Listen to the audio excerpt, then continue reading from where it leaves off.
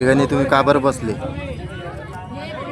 या ठिकाणी आम्ही रास्ता रोको करण्यासाठी बसलो. कारण 15 दिवसापूर्वी एक अपघात इथे पाठीमागे झाला आणि त्याचीच पुरावती म्हणून रात्री आमच्या कॉलनीतील आमच्यातीलच राजेंद्र पाटील हे रात्री मृत्युमुखी पडले.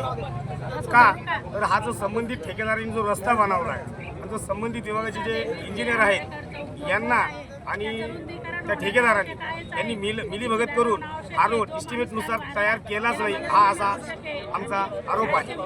दुसरी गोष्ट, जोपर्यंत हा रस्ता इस्टिमेटनुसार होत नाही, ते लेखी देत नाही ते आणि या रात्रीचे मृत्युमुखी पडले त्यांच्या कुटुंबाला जोपर्यंत या विभागातनं 50 लाख रुपये मदत मिळत नाही व संबंधित ठेकेदारावरती व इंजिनियरवरती गुन्हा दाखल होत नाही तोपर्यंत आज आम्ही इथून उठणार नाही.